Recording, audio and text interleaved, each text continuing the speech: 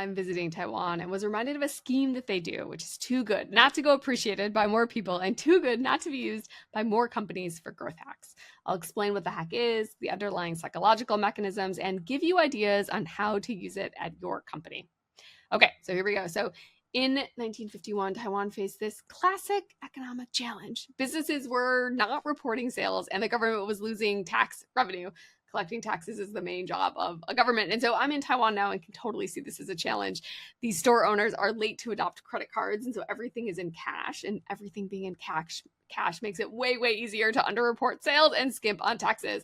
And so the Taiwanese government did something really bold, and I would say potentially at the time very scammy, which was turning every receipt into a potential lottery ticket. Okay, here's how it works, and I'll show you this. Is basically every receipt in Taiwan comes with this unique 8-digit number, and see it here. Yeah, there you go. So every 2 months, the government draws the winning number, and if your receipt matches, you win. And prizes are small, $200 up to 300,000 USD. And it's been working. So in the first year alone, they say that the reported sales tax revenue went up by 75%. And by 2019, they were saying that nearly 70% of people are participating in the receipt lottery system. And I can say that no longer do you need to ask a store owner for a receipt. They are giving it to you because they know that if they don't, they will also be asked for it. And in 2022, the system went digital with an app that scans your receipts and notifies you if you win, which is quite convenient, making playing the lottery something very easy. Basically, it's like, why wouldn't you play this lottery? So there are 3 reasons, 3 psychological principles why this works so well. We're going to go over each of them and then come back and go over really what you could do about it as a company. The first principle is loss aversion. So people who didn't care about receipts now see skipping them as losing a lottery ticket. So you have a lottery ticket, it's yours, the shop owner has it, and you just have to get it from them. So it's your lottery ticket. The second one is social pressure. When consumers start demanding receipts, they walk in and they say, "Can I have my receipt?" It's really hard for the store owner to say, "No, I'm so sorry. We're not going to because we're going to underreport our sales." Like that just doesn't happen. And so the government basically recruited millions of people to be individual tax auditors for them. And the third benefit, or the third principle, is immediate benefits. This is obvious, but lottery tickets are a fun and immediate benefit for doing something that you probably otherwise aren't that motivated to do. Lottery tickets, or lotteries in general, are very good at that. In the US, we call them sweepstakes. Why? Because people tend to overweight the probability of winning. And we do this for kind of many games. But the cool thing is when ticket sizes are small, they are in Taiwan, you can actually win more for lotteries. And when you see that a friend has won, or a friend of a friend, somebody who's won, you think you have a bigger chance of winning because you know that it's possible. So you've increased the certainty that you could win. So people continue to overweight this probability. By the way, near misses also do this. And the way the Taiwanese lottery is designed is you basically have a match the last, I think, 3, 4, and 5, or maybe it's 4, 5, and 6 digits, which means there's so many near misses that could happen, right? Because if you give people a lot of ways to win, there's a lot of ways to lose as well. Overall, this seems like it's working. China and Alipay have adopted it. Brazil and other European countries are implementing some of their own versions of this. But now, and what you've been waiting for, is how the heck, this is a really cool scheme. Cool. Government has figured out how to collect tax revenue, but how could we apply this at your company? Okay. I would say the first and biggest opportunity is with the social pressure. So I'm going to show you an email that Zoom sends.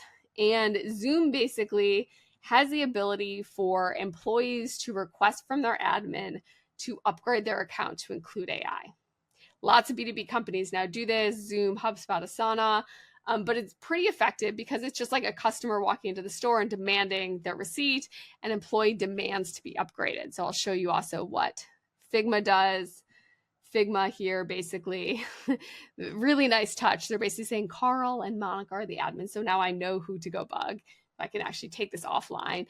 And I can add a note pleading my case and say, please upgrade me. It's going to be harder for those admins to ignore me if I add a cute note in there explaining why I need this. So that's the first one, is social pressure. If you're designing some kind of app, you can really get those employees to be your advocates on your behalf if you let them nag the admin. The second thing here is loss aversion. I will show you a study that Irrational Labs did, which is basically turning on its head a gain frame to a loss frame. What I mean by that, and by the way, health companies take note, health companies typically frame any kind of preventative benefit as a gain frame versus a loss frame. You could get mental health services. That's something you could get. Anyone really has that available to them in your like Anthem portal.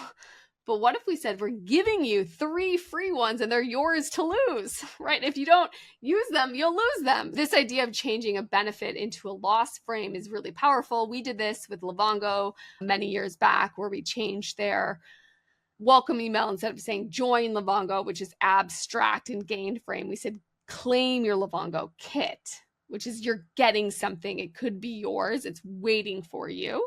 And we had really nice results with open rates, click-through rates, and registration.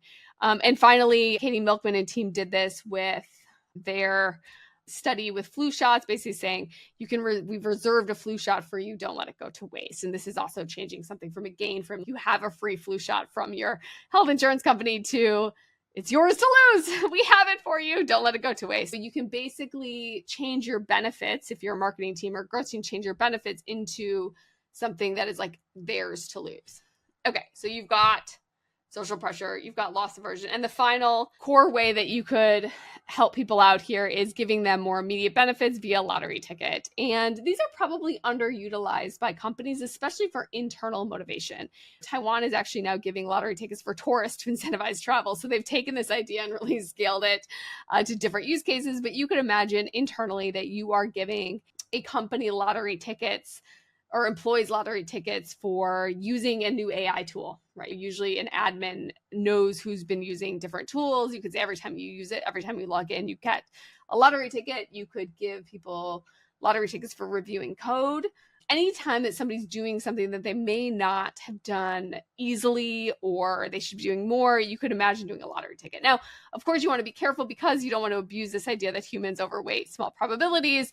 Lottery tickets should be used in a fun way. And I think that's actually how Taiwan has succeeded here, is they really have chosen to use lottery tickets in a way that actually is pretty fun for the Taiwanese people. So the core thing that I'm being asked is, are you donating your receipt so that other people can win and have the joy of winning, or it can be donated to charity? So people really like this. Okay. And with that, I would say go forth and use some social pressure, loss aversion, and immediate benefits in your new lottery campaign.